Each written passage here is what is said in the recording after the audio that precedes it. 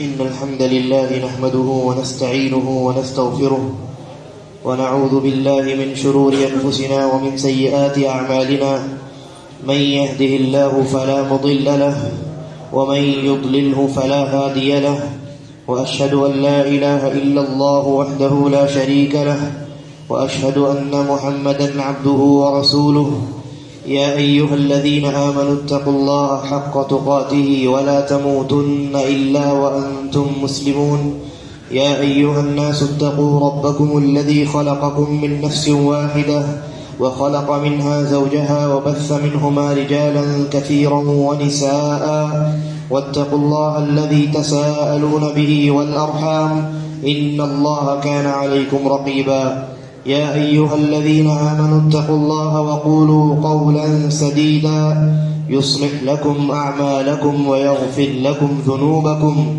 ومن يطع الله ورسوله فقد فاز فوزا عظيما أما بعد فإن خير الحديث كتاب الله وخير الهدي هدي محمد صلى الله عليه وسلم وشر الأمور محدثاتها وكل محدثة بدعة وكل بدعة ضلالة وكل ضلالة في النار. قال ربنا عز وجل في كتابه المجيد: أعوذ بالله من الشيطان الرجيم إنما يعمر مساجد الله من آمن بالله واليوم الآخر وأقام الصلاة وآتى الزكاة ولم يخش إلا الله فعسى أولئك أن يكونوا من المهتدين. ہر قسم کی حمد و ثنا، تعریف و توصیف، کبریائی، بڑائی، عظمت و بزرگی اللہ تبارک و تعالیٰ کے لیے لائق اور سزاوار ہے. درود و سلام نازل ہو جملہ انبیاء کرام علیہم الصلاۃ والسلام پر، بالخصوص نبی آخر الزماں جناب محمد الرسول اللہ صلی اللہ علیہ وسلم کی ذات مقدسہ پر، جنہیں اللہ تبارک و تعالیٰ نے ہماری ہدایت اور ہماری رہبری کے لیے قرآن مجید کے ساتھ مبعوث فرمایا. خطبہ مسنونہ کے بعد قرآن مجید سے میں نے ایک آیت تلاوت فرمائی ہے. اللہ تبارک و تعالی ارشاد فرماتا ہے: انما یعمر مساجد اللہ من آمن باللہ، کہ اللہ کی مسجدوں کو صرف اور صرف وہی لوگ آباد رکھتے ہیں جنہوں نے اللہ پر ایمان لایا ہے، والیوم الآخر، اور آخرت کے دن پر جنہوں نے ایمان لایا ہے، وأقام الصلاة وآتى الزکاة، اور جو نمازوں کو قائم کرتے ہیں، زکوٰۃ ادا کرتے ہیں، ولم یخش الا اللہ، اور صرف اللہ رب العالمین سے ڈرتے ہیں اور خوف کھاتے ہیں. کہا فعسى أولئك أن يكونوا من المهتدين، یہی لوگ در حقیقت ہدایت والے ہیں اور کامیاب ہونے والے ہیں. اس آیت کریمہ میں اللہ تبارک و تعالی نے عمار مساجد کا تذکرہ کیا. جو لوگ مسجد کو آباد رکھتے ہیں، اللہ کی مسجدوں کو آباد رکھتے ہیں، ان لوگوں کا تذکرہ اللہ تبارک و تعالیٰ نے کیا ہے کہ وہ کون لوگ ہوتے ہیں جو اللہ کو آباد رکھتے ہیں. وہ لوگ ہوتے ہیں جو اللہ پر ایمان لانے والے اور یوم آخرت پر ایمان لانے والے ہوتے ہیں، اور صرف ایمان ہی پر اکتفا کرنے والے نہیں ہوتے، بلکہ ایمان کے ساتھ ساتھ ان کے اعمال ان کے ایمان کی تصدیق کر رہی ہوتی ہیں کہ وہ نماز بھی قائم کرتے ہیں، زکوٰۃ بھی دیتے ہیں، اور ان کے ایمان کا جو لیول ہے، جو ان کا ایمان کا جو مقام اور مرتبہ ہے، وہ اس قدر اعلیٰ ہوتا ہے اور ان کا ایمان اس قدر مضبوط ہوتا ہے. وَلَمْ يَخْشَ إِلَّا اللَّهُ، وہ اللہ رب العالمین کے علاوہ کسی سے نہیں ڈرتے، اس لیے کہ ان کا تعلق اللہ رب العالمین سے مضبوط ہوتا ہے، ان کا جو رشتہ ہے وہ اللہ رب العالمین سے مضبوط ہوتا ہے. ان کے دلوں میں مساجد کی محبت ہوتی ہے، چنانچہ ان کا دل مسجدوں سے معلق رہتا ہے اور وہ مسجدوں کو آ کر کے آباد کرتے ہیں. یہ اللہ رب العالمین کی مسجدیں اللہ تبارک و تعالیٰ نے قرآن مجید میں کئی مقامات پر، اور نبی اکرم صلی اللہ علیہ وسلم نے بھی اپنے فرامین میں کئی مقامات پر ان مساجد کو اللہ کا گھر قرار دیا ہے. لہذا جو انسان مسجد میں آتا ہے اور مسجد کو آباد کرتا ہے، وہ ایمان والا انسان ہے، اس لیے کہ جس کے اندر ایمان نہیں ہے وہ مسجد کو آباد نہیں کر سکتا. مسجد کے تعلق سے شریعت میں ہمیں بہت ساری خوشخبریاں سنائی گئی. مسجد کے حوالے سے اور مسجد سے جڑے رہنے کے متعلق، اللہ رب العالمین سے اپنا رشتہ بنائے رہنے کے تعلق سے شریعت نے ہمیں کئی ساری بشارتیں اور کئی ساری خوشخبریاں سنائیں.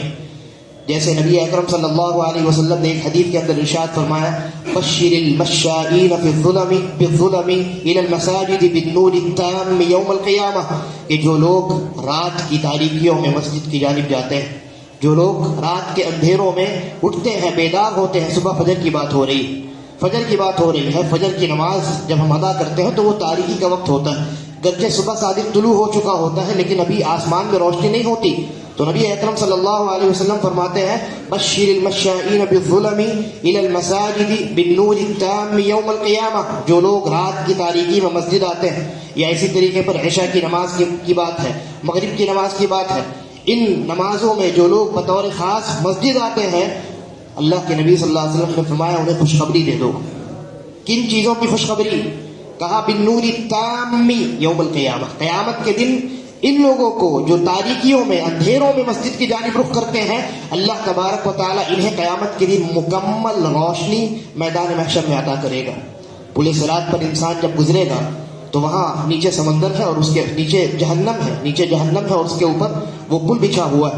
اس پل کے اوپر سے ہر انسان کو وَإِن مِّنكُمْ إِلَّا وَارِدُهَا، ہر انسان کو اس پل کے اوپر سے گزرنا ہے، چاہے وہ انسان نیک ہو یا بدبخت ہو. تو جو مومن حضرات ہوں گے، جنہوں نے اللہ پر ایمان لایا ہوگا، اللہ رب العالمین انہیں ایمان کی روشنی عطا کرے گا، نماز کی روشنی عطا کرے گا.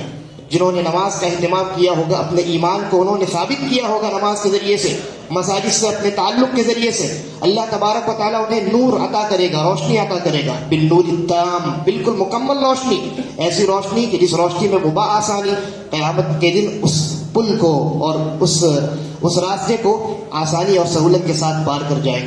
اسی طریقے پر نبی اکرم صلی اللہ علیہ وسلم نے ایک اور خوشخبری سنائی.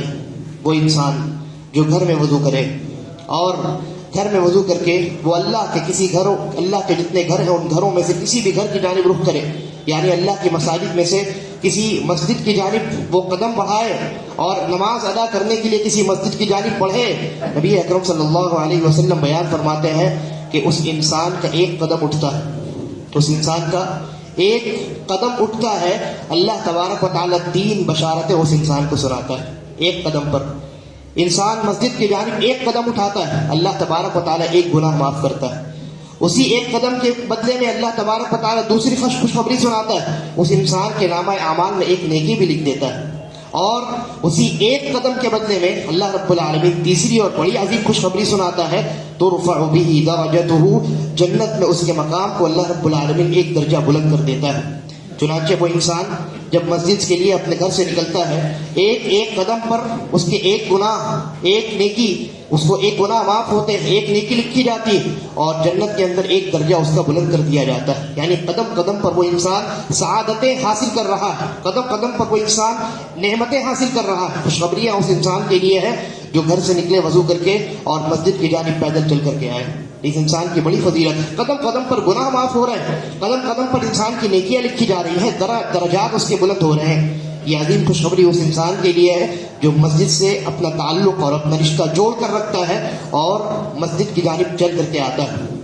اور یہی وجہ ہے صحابہ کرام جو نیکیوں پر بڑے حریص تھے اور جنت کی لالچ اور طمع اور حرص ان کے دلوں میں سب سے زیادہ تھی، اور اللہ رب العالمین کے غیظ و غضب سے سب سے زیادہ خوف کھانے والے صحابہ کرام تھے. چنانچہ انہیں یہ بات معلوم تھی، انہیں اس بات کا علم تھا کہ جب میں گھر سے نکل کر کے مسجد آتا ہوں تو ہر ایک قدم پر اللہ تبارک و تعالیٰ یہ 3 خوشخبریاں ایک مومن کو سناتا ہے. لہذا ایک صحابی تھے جن کا گھر مسجد نبوی سے کچھ دوری پر تھا، کافی دوری پر تھا، بالکل ہی مسجد جو مدینہ شہر ہے اس کے ایک دم کنارے پہ تھا. اور ہر نماز کے لیے وہ انصاری صحابی تھے، مدینہ ہی کے رہنے والے تھے. ہر نماز کے لیے لوگ انہیں دیکھتے کہ وہ اتنی دور سے پیدل چل کر کے آتے اور مسجد نبوی میں نبی اکرم صلی اللہ علیہ وسلم کی ابتدا میں نماز ادا کرتے اور پیدل چل کر کے جاتے. تو صحابہ کہتے ہیں فتوجعنا له، ہمیں تکلیف ہوئی، ملال آیا کہ بھائی یہ صحابی اتنی مشقت برداشت کرتے ہیں، یہ انصاری صحابی اتنی مشکلات ان کے سامنے ہوتی ہے، گرمی کا موسم ہے اور وہ جو جزیرۃ العرب ہے وہ آپ جانتے ہیں صحرا اور ریگستانوں سے وہ بھرا ہوا ہے اور وہاں کس قدر شدید قسم کی وہ گرمی پڑتی ہے.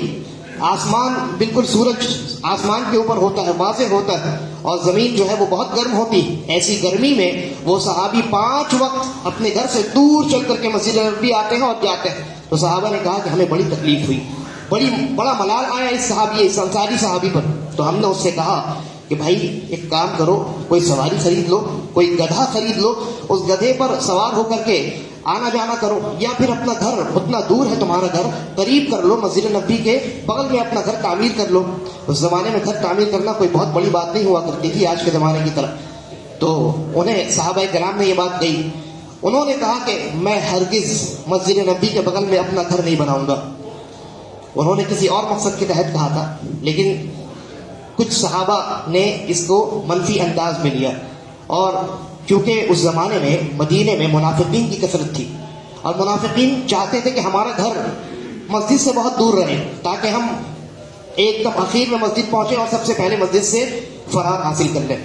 تو صحابہ کو خدشہ ہوا، ایسا کیوں کہہ رہا ہے یہ صحابی کہ میرا گھر مسجد نبوی کے قریب ہو، میں یہ نہیں چاہتا. تو ایک صحابی نے جا کر کے نبی اکرم صلی اللہ علیہ وسلم کے پاس یہ خبر پہنچائی کہ اللہ کے نبی فلاں فلاں صحابی ہیں، مدینہ ہی کے رہنے والے ہیں، اور جب ہم نے ان سے ایسی بات کہی تو وہ کہتے ہیں کہ میں اپنا گھر مسجد نبوی کے قریب نہیں بنا سکتا، نبی اکرم صلی اللہ علیہ وسلم کی مسجد کے قریب میں اپنا گھر نہیں بنا سکتا.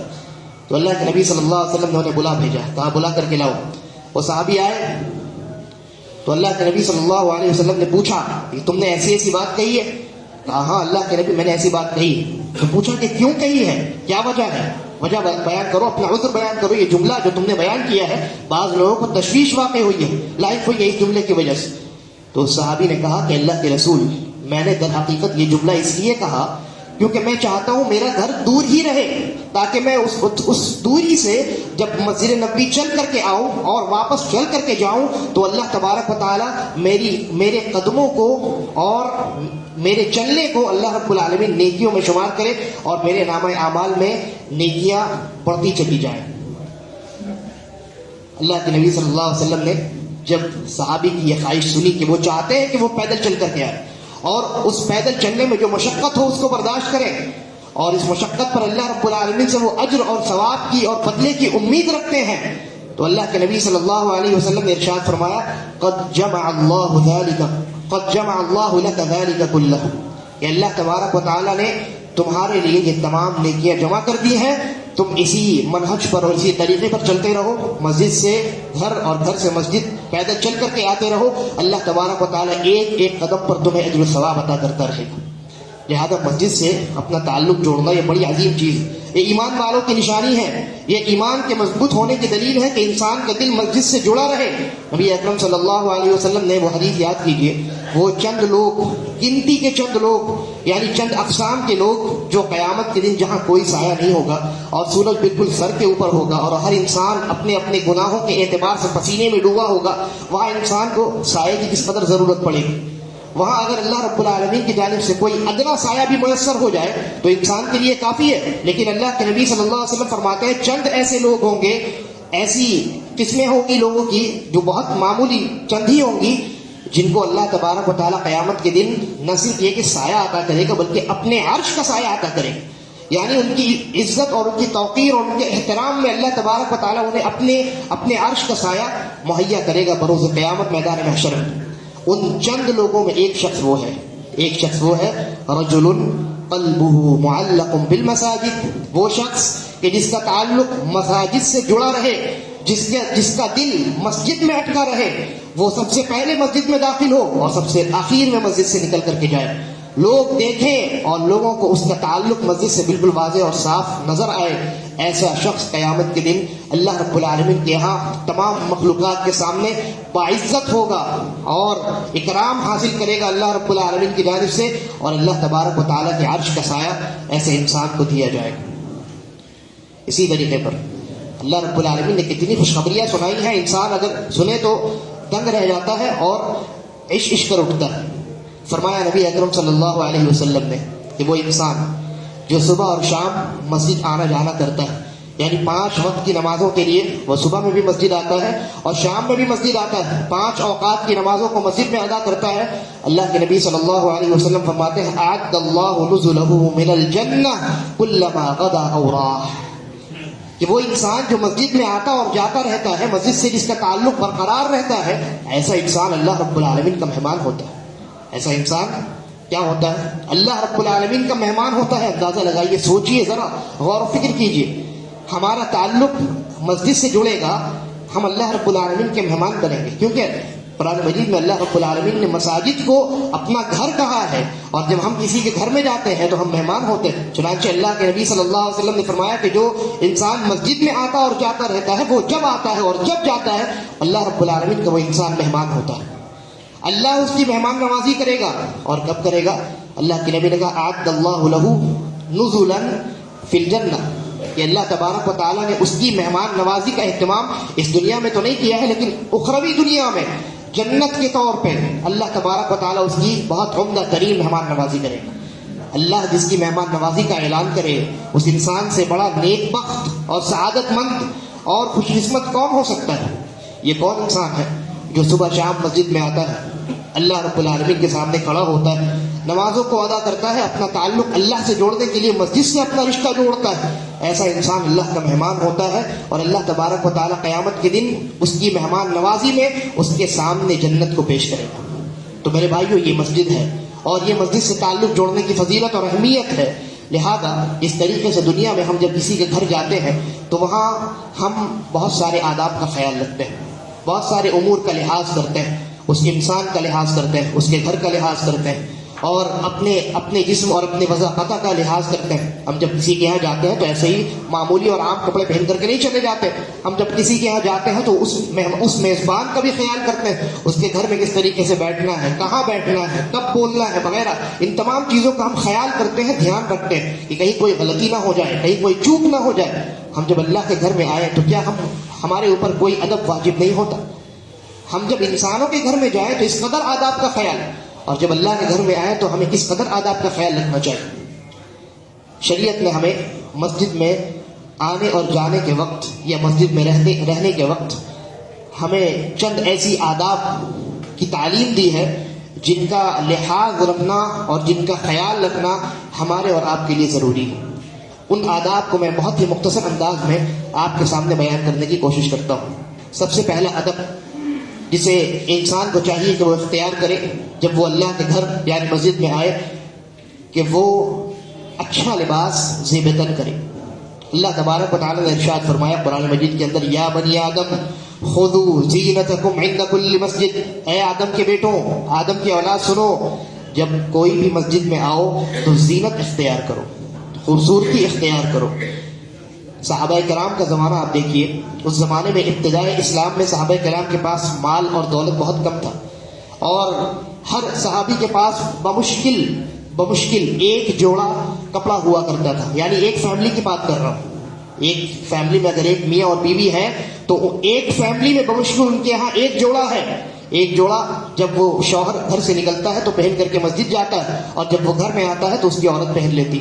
ایک ہی جوڑا ہوا کرتا تھا، بہت غریبی اور فقیری تھی، اور صحابہ کرام کا وہ زمانہ یعنی ابتدائی اسلام کا زمانہ بالکل ایسا ہی زمانہ تھا۔ تو اس زمانے میں صحابہ کرام کے پاس چونکہ ایک ہی کپڑا ہوا کرتا تھا، اسی کپڑے کو دھو کر کے سکھا کر کے صحابہ کرام مسجد میں بھی استعمال کرتے اور اپنے گھر میں بھی استعمال کیا کرتے تھے۔ لیکن جب اسلام کو اللہ نے ترقی دی، مسلمانوں کو اللہ نے مضبوط بنایا، اور صحابہ کرام کے پاس اللہ نے مال و دولت عطا کی، تو صحابہ کرام نے بھی اللہ کی مسجد میں آنے کے لیے خاص کپڑوں کا اہتمام کیا۔ روایات میں اور صحیح حدیث میں آتا ہے کہ صحابہ کرام کا یہ معمول تھا کہ جب وہ مضبوط ہو گئے اور مال اور دولت کی فراوانی ہو گئی، کپڑے مہیا ہو گئے، تو اب انہوں نے مسجد کے لیے الگ کپڑا خاص کر لیا، اور بعض صحابہ کرام نے جمعہ کی نماز کے لیے الگ کپڑا جو ہے وہ اللہ کے نبی کی اجازت سے خاص کر لیا تھا۔ کیوں؟ اس لیے کہ انہیں اللہ رب العالمین کا یہ فرمان معلوم تھا کہ یا بنی آدم خذوا زینتکم عند کل مسجد، جب مسجد میں آؤ تو تھوڑا خوبصورتی اور ڈھنگ سے آؤ۔ ایسا نہیں کہ انسان رات میں پہننے والا جو کپڑا ہے وہ پہن کر کے سویا اور فجر کی نماز میں آنکھ کھلی اور وضو کر کے اسی کپڑے میں مسجد آ گیا، ایسا نہیں ہونا چاہیے۔ کوئی انسان فیکٹری میں کام کر رہا ہے اور اس کے کپڑے فیکٹری کی مشینوں کی وجہ سے گندے ہو رہے ہیں، اور جب نماز کا وقت ہوا تو فوراً وضو کیا اور سیدھا مسجد میں پہنچ گیا. آج ایسا تو نہیں ہے کہ انسان کے پاس وہی ایک کپڑا ہے جس میں وہ فیکٹری بھی جاتا ہے اور گھر بھی جاتا ہے اور کسی مہمان کے یہاں کسی انسان کے یہاں مہمان کے طور پر بھی وہ تشریف لے جاتا ہے. ایسا تو نہیں. ہر انسان کے پاس 2-3 جوڑے کم از کم تو مہیا ہوتے ہیں. لہذا انسان کو اس بات کا اہتمام کرنا چاہیے. یہ مسجد کے آداب میں سے ہے کہ جب وہ مسجد میں آئے تو ایک ڈھنگ کا لباس پہنے, صاف ستھرا لباس پہنے, جس سے کسی قسم کی کوئی بدبو نہ آ رہی ہو, بلکہ مستحب ہے کہ وہ عطر وغیرہ کا استعمال کر لے. یہ پہلا ادب ہے. اسی طریقے پر مسجد میں آنے کا دوسرا ادب یہ ہے کہ آپ مسجد میں جب داخل ہوں اور مسجد میں بیٹھنے کا ارادہ ہو تو بیٹھنے سے پہلے 2 رکعت ضرور پڑھیں. اس 2 رکعت پڑھنے کو کیا کہتے ہیں؟ تحیۃ المسجد. تحیۃ المسجد. اصل میں تحیہ کس کو کہتے ہیں؟ تحیہ کہتے ہیں سلام کو. اللہ نے کہا وَإِذَا حُيِّيتُم بِتَحِيَّةٍ, جب تمہیں کوئی سلام کرے فَحَيُّوا بِأَحْسَنَ مِنْهَا أَوْ رُدُّوهَا, یا تو تم اس کے سلام کا بالکل ویسے ہی جواب دے دو, السلام علیکم کہے تم بھی وعلیکم السلام کہو. لیکن اگر تم اس سے بہتر انداز میں اس کا جواب دینا چاہو تو یہ تمہارے لیے زیادہ بہتر. کوئی السلام علیکم کہے تو تم وعلیکم السلام ورحمۃ اللہ وبرکاتہ کہو, یہ زیادہ بہتر. تو تحیہ کا مطلب ہوتا ہے سلام. تحیۃ المسجد کا کیا مطلب ہوا؟ مسجد کا سلام. لہذا جب کوئی انسان مسجد میں داخل ہو تو مسجد کا سلام کرے. اور مسجد کا سلام کیا ہے؟ 2 رکعتیں پڑھنا. مسجد کا سلام کیا ہے؟ یہ مسجد کا حق ہے. یہ مسجد کا حق ہے کہ انسان جب مسجد میں داخل ہو اور مسجد میں بیٹھنے کا ارادہ کرے تو بیٹھنے سے پہلے 2 رکعتیں تحیۃ المسجد کے طور پر ضرور پڑھے. ہاں وہ انسان جو مسجد میں داخل ہو اور بیٹھنے کا ارادہ نہ ہو تو اس انسان کے لیے ضروری نہیں ہے کہ وہ نماز پڑھے. وہ داخل ہو اور کھڑا کھڑا اگر نکل جائے تو بغیر نماز پڑھے بھی نکل سکتا ہے. لیکن جو بیٹھنے کا ارادہ کرے, اللہ کے نبی صلی اللہ علیہ وسلم نے فرمایا کہ اذا دخل احدکم المسجد فلا یجلس حتی یصلی رکعتین, کہ جب تم میں سے کوئی مسجد میں داخل ہو تو بیٹھنے سے پہلے ضرور 2 رکعت پڑھ لے. 2 رکعت پڑھے بغیر ہرگز نہ بیٹھے. اس طرح کی اور بھی روایات ہیں. ان تمام روایات کی روشنی میں علماء نے یہ بھی کہا ہے, اور یہی مضبوط قول معلوم ہوتا ہے, کہ مسجد میں اگر کوئی انسان آئے تو بیٹھنے سے پہلے 2 رکعتیں پڑھنا اس انسان پر واجب ہے. اس انسان پر کیا ہے؟ واجب ہے. واجب ہونے کا مطلب یہ کیا ہے؟ واجب ہونے کا مطلب یہ ہے کہ اگر بغیر کسی عذر کے اس انسان نے 2 رکعتیں پڑھے بغیر جلوس کر لیا, بیٹھ گیا, 2 رکعت نہیں پڑھی اس نے اور ایسے ہی بیٹھ گیا تو گنہگار ہوگا. یہ واجب کا مطلب ہے. یہ بہت سارے علماء کا قول ہے اور یہ بہت مضبوط قول ہے, کیونکہ اللہ کے نبی صلی اللہ علیہ وسلم کا فرمان, آپ کا حکم موجود ہے, اور جب کسی معاملے میں حکم آ جائے تو وہ معاملہ واجب ہو جاتا ہے. اللہ کے نبی نے حکم دیا, بلکہ یہ یہاں تک بس نہیں, بلکہ ایک صحابی آئے اور بیٹھ گئے. جمعہ کا خطبہ ہو رہا تھا. صحابی نے سوچا کہ جمعہ کا خطبہ ہو رہا ہے, یہاں سننا اہم ہے, جمعہ کا خطبہ سننا اہم ہے, نماز یہ تو بعد میں پڑھ لی جا سکتی ہے. وہ صحابی آئے اور بیٹھ گئے. تو اللہ کے نبی نے پوچھا 2 رکعتیں پڑھ کر کے بیٹھے ہو یا ایسے ہی بیٹھ گئے؟ کہا کہ نہیں, اللہ کے نبی 2 رکعتیں میں نے نہیں پڑھی ہیں. تو اللہ کے نبی صلی اللہ علیہ وسلم فرمایا قم فصلی رکعتین, کھڑے ہو جاؤ اور 2 رکعتیں ادا کرو. یہ اس بات کی دلیل ہے کہ وہ انسان جو مسجد میں داخل ہو بیٹھنے کا ارادہ کرے ہرگز نہ بیٹھے یہاں تک کہ 2 رکعتیں وہ انسان ادا کر لے. اور اس نماز کی یعنی تحیۃ المسجد کی اہمیت کا اندازہ ایسے بھی لگائیے کہ جو ممنوع اوقات ہیں, 5 اوقات ممنوع ہیں, جیسے فجر کی نماز کے بعد کا وقت ہو گیا, عصر کی نماز کے بعد کا وقت ہو گیا. 5 اوقات ایسے ہیں جن میں نماز کا ادا کرنا, عام نوافل کا ادا کرنا منع ہے. عام نوافل کا ادا کرنا ان 5 اوقات میں منع ہے. لیکن اگر ان 5 اوقات میں سے کسی بھی وقت میں اگر کوئی انسان مسجد میں داخل ہو تو اہل علم کہتے ہیں, علماء کہتے ہیں کہ اس موقع پر بھی وہ انسان تحیۃ المسجد پڑھے گا, اس لیے کہ وہ ایک سبب والی نماز ہے. سبب والی نماز ہے. سبب کیا ہے؟ مسجد میں داخل ہونا, یہ سبب ہے. لہذا چاہے کسی بھی وقت میں وہ مسجد میں داخل ہو, وہ انسان بغیر 2 رکعت پڑھے نہیں بیٹھے گا.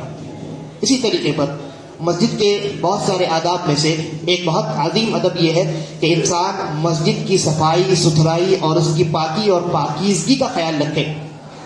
مسجد کی پاکی اور پاکیزگی کا خیال رکھے. اگر کہیں کوئی چیز دیکھے, کوئی گندگی دیکھے, حتیٰ کہ ایک دن کا بھی دیکھے, تو ہر انسان, ہر مسلمان یہ نہیں کہ جو مسجد کا خادم ہے، جو مسجد کا مؤذن ہے، یا مسجد کی صفائی اور ستھرائی کی ذمہ داری جس کے اوپر ڈالی گئی ہے صرف وہی اس کا ذمہ دار ہے، ایسا نہیں ہے، بلکہ ہر وہ انسان جو مسجد میں آتا ہے اور نمازیں ادا کرتا ہے اس کی یہ ذمہ داری ہے کہ وہ جب کبھی جہاں کہیں مسجد میں کوئی بھی گندگی دیکھے، کوئی بھی ایسی چیز دیکھے جس سے مسلمانوں کو نقصان پہنچ سکتا ہے یا انسانی طبیعت اس کو ناپسند کرتی ہے، فوراً اس کو اٹھا کر کے وہاں سے دوسری جگہ پھینک دے، اس جگہ کو صاف اور پاک کر دے۔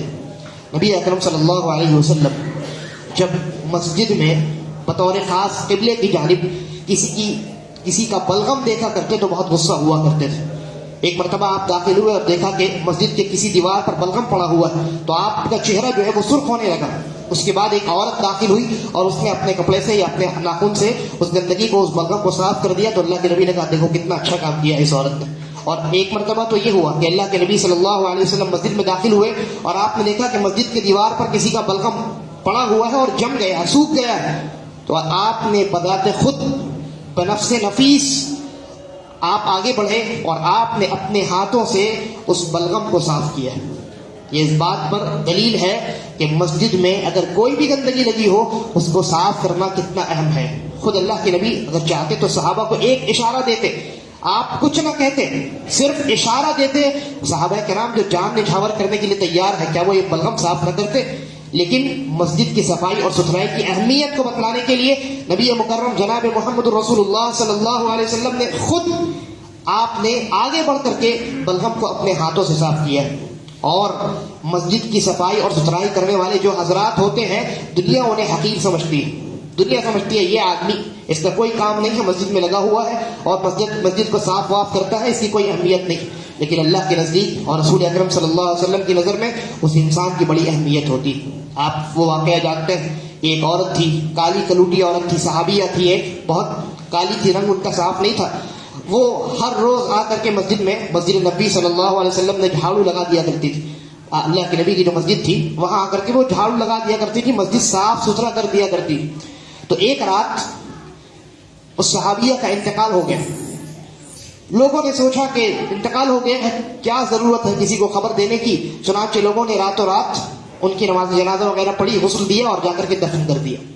صبح ہوئی، ایک صبح ہوئی، دوسری صبح ہوئی، تیسری صبح ہوئی، نبی اکرم صلی اللہ علیہ وسلم نے ایک مرتبہ پوچھ لیا کہ کیا بات ہے، وہ عورت جو مسجد میں آ کر کے جھاڑو لگایا کرتی تھی، مسجد صاف ستھرا کیا کرتی تھی، وہ کہاں ہے؟ وہ نظر نہیں آ رہی ہے۔ تو صحابہ نے کہا اللہ کے رسول وہ تو 3-4 دن پہلے ہی وفات پا چکی ہے، رات میں ان کا انتقال ہوا، ہم نے ان کو غسل دے کر کے نماز جنازہ پڑھ کے ہم نے دفنا دیا۔ تو اللہ کے نبی صلی اللہ علیہ وسلم نے کیا فرمایا؟ ارے تم نے مجھے خبر کیوں نہیں دی؟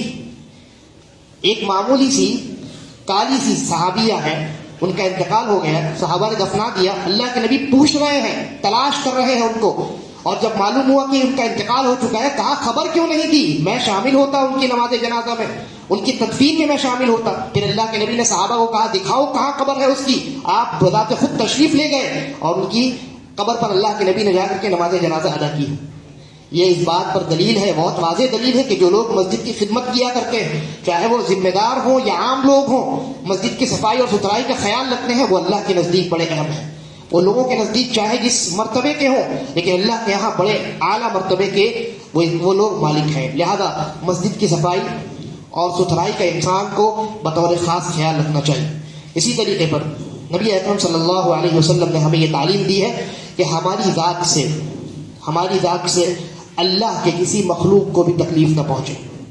چنانچہ اللہ کے نبی صلی اللہ علیہ وسلم نے ارشاد فرمایا کہ تم میں سے جو کوئی انسان اس درخت میں سے، یعنی پیاز اور لہسن کی جانب اشارہ ہے، کہ تم میں سے جو انسان پیاز اور لہسن کھائے تو پھر وہ ہماری مسجد کے قریب نہ آئے۔ کیوں؟ اس لیے کہ جب انسان پیاز اور لہسن کھاتا ہے تو اس کے منہ سے ایک قسم کی بو آتی ہے، ایک اسمیل آتا ہے، پیاز اور لہسن کی بو آتی ہے، اور یہ جو بو آتی ہے اس بو کو لوگ، ہم بھی پسند نہیں کرتے، آپ بھی پسند نہیں کرتے، لوگ اس بو کو، کسی کے منہ سے اگر پیاز کی بو آئے، کسی کے منہ سے اگر لہسن کی بو آئے تو انسان کی طبیعت ایسی ہے کہ وہ ناپسند کرتا ہے ایسی بو کو، ایسے اسمیل کو۔ تو اللہ کے نبی صلی اللہ علیہ وسلم نے فرمایا کہ تم میں سے جو کوئی انسان پیاز اور لہسن کھا کر کے مسجد آنا چاہے فلا یقربن مصلانا او کما قال علیہ الصلوۃ والسلام، تو وہ ہماری مسجد کے قریب نہ آئے۔ یہاں معاملہ یہ ہے کہ پیاز اور لہسن سے تو جو بو آتی ہے وہ تو بہت ہلکی ہے، وہ تو بہت معمولی ہے، اور اس سے اتنی زیادہ تکلیف تو نہیں پہنچتی. لیکن اور بھی مارکیٹ میں کتنی ساری چیزیں آپ سمجھ رہے ہیں، لوگ عجیب و غریب چیزیں استعمال کر کے اس کو اپنے اندر ڈال کر کے اپنے منہ کو اس سے یعنی آلودہ کر کے مسجد میں آ جاتے ہیں، اور پھر ان کے بغل میں جو انسان نماز پڑھتا ہے اس کی پوری نماز خراب ہو جاتی. لہذا انسان کو خیال رکھنا چاہیے، اگر اس کے منہ سے کسی بھی قسم کی بدبو آ رہی ہے، چاہے کھانے ہی کی کیوں بدبو نہ آ رہی ہو، اگر اس کھانے کی بدبو کو انسان کی طبیعت ناپسند کرتی ہے تو منہ کو اچھی طریقے سے یا تو آپ صاف کر لیں، یا اس بات کا خیال رکھیں کہ نماز سے پہلے اس طرح کا کھانا آپ نہ کھائیں. یا آپ نے اگر کھانا کھا لیا ہے تو مارکیٹ میں اس طرح کچھ ایسی چیزیں اویلیبل ہیں جس کے ذریعے سے آپ اپنے منہ کے اس بو کو ختم کر سکتے ہیں، ان چیزوں کا استعمال کر لیں، اس کے بعد مسجد میں آئیں. کیونکہ انسان کے منہ سے جو بدبو آتی ہے اس بدبو سے انسان اللہ کے نبی صلی اللہ علیہ وسلم نے ارشاد فرمایا فَإِنَّ الْمَلَائِكَةَ تَتَأَذَّى مِمَّا يَتَأَذَّى مِنْهُ الْإِنسُ أَوْ النَّاسِ، کہ جن چیزوں سے بنی نوع انسان کو یعنی لوگوں کو، انسانوں کو تکلیف پہنچتی ہے، ان چیزوں سے فرشتوں کو بھی تکلیف پہنچتی ہے. تو کیا یہ ہمارے لیے مناسب ہے کہ ہم اللہ کی مسجد میں آئیں، اللہ کے بندوں کو اور اللہ کے فرشتوں کو تکلیف دینے کا سبب بنے؟ لہذا اس بات کا ہمیں بطور خاص خیال رکھنا چاہیے. اسی طریقے پر جب ہم اللہ کی مسجد میں آئیں تو اپنی آوازوں کو پست رکھیں. اپنی آوازوں کو ہمیں چاہیے کہ ہم پست رکھیں، آواز بلند نہ کریں. یہ مسجد کا ادب ہے، یہ مسجد کا ادب ہے. حضرت عمر ابن الخطاب رضی اللہ تعالی عنہ کے دور خلافت میں ایک مرتبہ مسجد نبی صلی اللہ علیہ وسلم کے اندر دو لوگ آئے، اور وہ دونوں آپس میں گفتگو کرنے لگے اور ان کی آوازیں بلند ہونے لگی. حضرت عمر کا گزر ہوا. حضرت عمر نے ایک صحابی کو کہا جاؤ بلا کر کے لے کے آؤ. بلا کر کے لایا گیا. کہا کہ کہاں سے ہو، یعنی پوچھا کہ کہاں سے ہو بھائی، مدینے سے تو نہیں ہو. اجنبی چہرے تھے دونوں کے دونوں. تو پوچھا کہاں سے ہو. کہا کہ ہم مدینہ کے رہنے والے نہیں ہیں، ہم طائف شہر کے رہنے والے ہیں جو مدینہ سے کافی دوری پر واقع ہے. یعنی لوکل نہیں تھے، وہ لوگ جو تھے وہ لوکل نہیں تھے، دوسرے ایریا سے آئے تھے. تو حضرت عمر نے کہا کہ اگر تم مدینہ کے ہوتے تو میں تمہیں ضرور کوڑے لگاتا. حضرت عمر کا کوڑا تو ایسے ہی مشہور ہے. کہا کہ بہت جعلی شخصیت ہے. کہا اگر تم مدینے کے ہوتے نا تو ابھی تمہیں میرے کوڑے نصیب ہو جاتے. ترفعان اصواتکما فی مسجد رسول اللہ صلی اللہ علیہ وسلم، اللہ کے نبی صلی اللہ علیہ وسلم کی مسجد میں آ کر کے اپنی آوازوں کو بلند کر رہے ہو. مدینہ کے اگر ہوتے تو کوڑے لگوا دیتا ابھی، لیکن تم باہر کے ہو، تمہیں معلوم نہیں ہے، اس لیے چھوڑ دیتا ہوں. اس قدر خیال رکھا کرتے تھے صحابہ کرام. لہذا مسجد میں بعض حضرات جو بہت زور سے بات کرتے ہیں، کسی کا فون آ گیا تو وہ فون میں اتنی زور سے بات کرتا ہے کہ سارے لوگ اسی کی جانب متوجہ ہو جاتے ہیں. انسان کو ان باتوں کا خیال کرنا چاہیے. بلکہ دنیاوی بات تو چھوڑیے، یعنی دنیاوی باتوں کی وجہ سے آوازوں کو بلند کرنا یہ تو ہے ہی مذموم شے.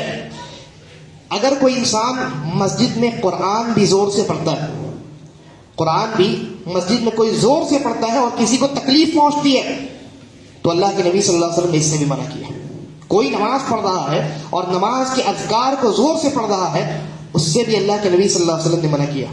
بہت سارے ایسے ہمارے بعض ایسے حضرات ہوتے ہیں جو مسجد جو نماز کی جو اذکار ہیں ان کو تھوڑی بلند آواز سے پڑھتے ہیں، سبحان ربی الاعلیٰ سبحان ربی الاعلیٰ زور سے پڑھتے ہیں. بغل والے نمازی کو تکلیف پہنچتی ہے. ایک مرتبہ نبی اکرم صلی اللہ علیہ وسلم اعتکاف میں تھے تو آپ نے کچھ آوازیں سنی، لوگوں کی تلاوت قرآن کی آوازیں، لوگوں کی نماز کی آوازیں سنی. تو آپ نے پردہ ہٹایا اور پردہ ہٹا کر کے کہا الا کلکم مناج ربہ، سنو تم سب اپنے رب سے سرگوشی کر رہے ہو، چاہے تم نماز پڑھ رہے ہو یا قرآن کی تلاوت کر رہے ہو، حقیقت میں تم اپنے رب سے کیا کر رہے ہو؟ مخفی گفتگو کر رہے ہو، سرگوشی کر رہے ہو. فلا یؤذین بعضکم بعضا، لہذا تم میں سے کوئی کسی کو تکلیف نہ دے اور تم میں سے کوئی اپنی آواز کو قراءت قرآن یا نماز میں بلند نہ کرے.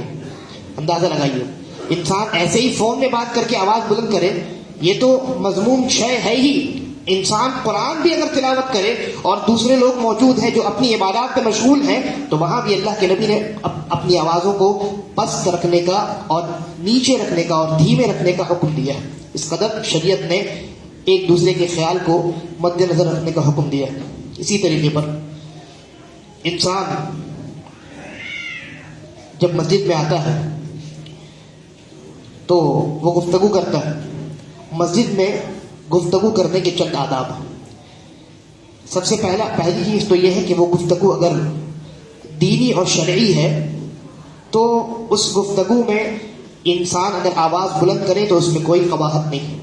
نبی اکرم صلی اللہ علیہ وسلم صحابہ کرام کو بلند آواز ہی سے نصیحت کیا کرتے تھے، لیکن اگر وہ گفتگو انسان کی دنیاوی ہے، دینی نہیں ہے، دنیاوی گفتگو ہے تو 3 شرائط کے ساتھ جائز ہے۔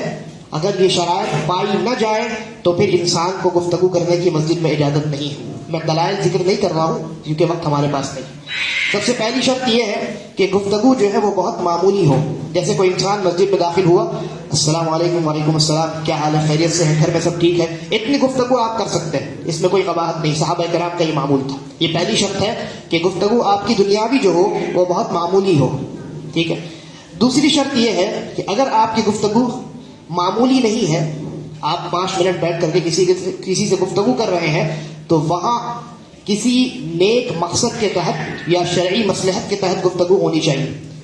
جیسے مثال کے طور پہ آپ کا کوئی بھائی ہے جو اس کو کوئی نقصان پہنچا ہے، جیسے اس کو بزنس میں بہت بڑا لاس ہوا ہے اور وہ بیچارہ مغموم ہے، محموم ہے، غمگین بیٹھا ہے مسجد میں ایک کونے میں، تو مسلمان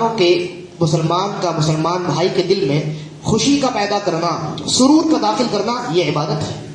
اگر کوئی انسان دیکھے کہ میرا بھائی مسجد میں ایک کونے میں بیٹھا بڑا غمگین ہے، وہ آئے اور اس سے تھوڑی گفتگو کرے تاکہ اس کا دل بہلے اور اس کو ہنسانے کی اگر کوشش کرے تو یہ مطلوب ہے اور یہ شرعی چیز ہے، یہ منع نہیں ہے، بلکہ اس پر اس انسان کو اللہ رب العالمین کی جانب سے ثواب اور اجر عطا کیا جائے گا۔ اسی طریقے پر اگر کسی انسان کی گفتگو معمولی نہیں ہے، کوئی انسان 10 منٹ 15 منٹ بیٹھ کر کے گفتگو کر رہا ہے تو اور وہ دنیاوی گفتگو ہے تو وہ ایک اور شرط کے ساتھ مشروط ہے، اور وہ شرط یہ ہے کہ اس کی گفتگو سے دوسرے لوگوں کو تکلیف نہ پہنچے۔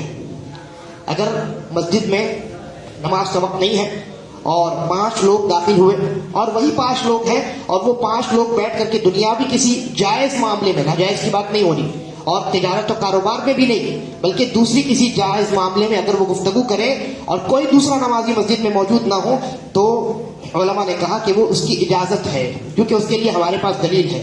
صحابی کہتے ہیں کہ اللہ کے نبی صلی اللہ علیہ وسلم فجر کی نماز کے بعد جب فارغ ہوتے تو آپ اپنے وصلے میں بیٹھے رہتے سورج کے نکلنے تک اور سورج کی ایک نیزہ بلند ہونے تک، تو ہم صحابہ کرام بھی بیٹھے رہتے اللہ کے نبی کے ساتھ صلی اللہ علیہ وسلم، اور ہم جاہلیت کے زمانے پر گفتگو کرتے کہ ہم پہلے کیسے تھے، ہم کیا کیا کیا کرتے تھے، اپنی بیوقوفیوں کو بیان کرتے، اور صحابی کہتے ہیں فَيَضْحَكُونَ وَيَتَبَسَّمُ رسول اللہ صلی اللہ علیہ وسلم، تو صحابہ کرام اپنے ان بیوقوفیوں کو ذکر کر کے، بات گفتگو کر کے مسکرایا اور ہنسا کرتے، اور خود اللہ کے نبی صلی اللہ علیہ وسلم بھی مصلی پہ بیٹھے بیٹھے آپ بھی مسکرا رہے ہوتے۔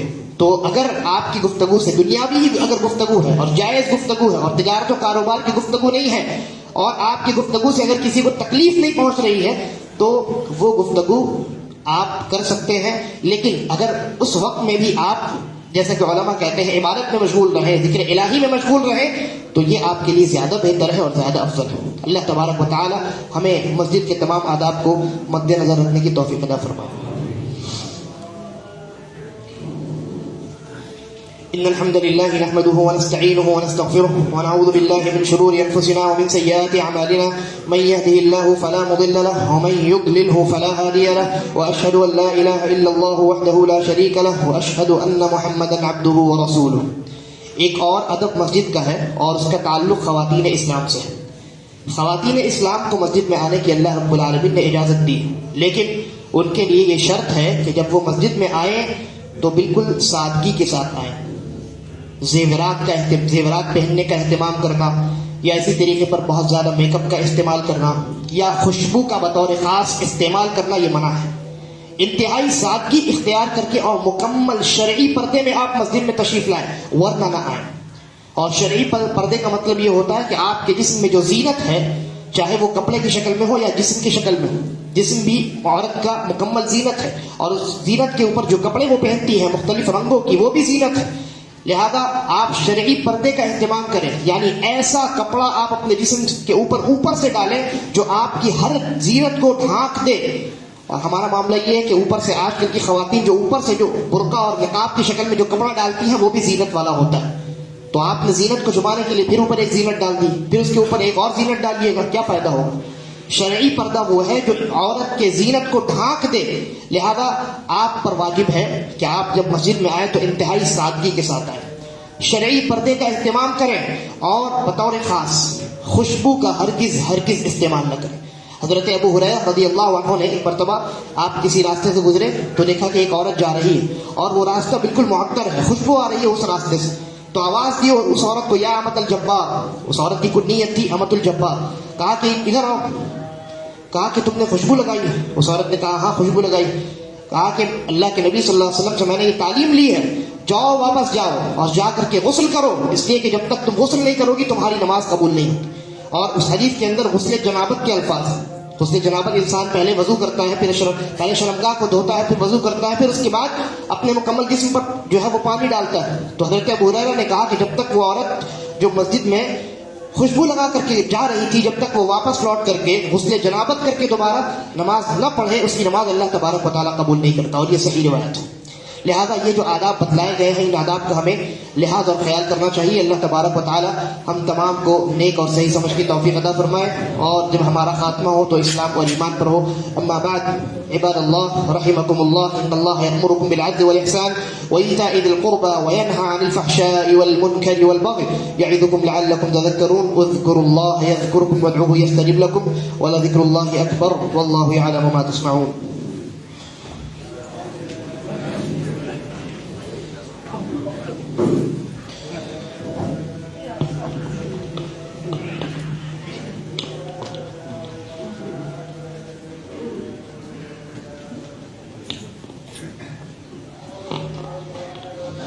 اللہ اکبر اللہ اکبر، اشہد ان لا الہ الا اللہ، اشہد ان محمد رسول اللہ. حی علی الصلاة حی علی الفلاح، قد قامت الصلاة قد قامت الصلاة. اللہ اکبر لا الہ الا اللہ.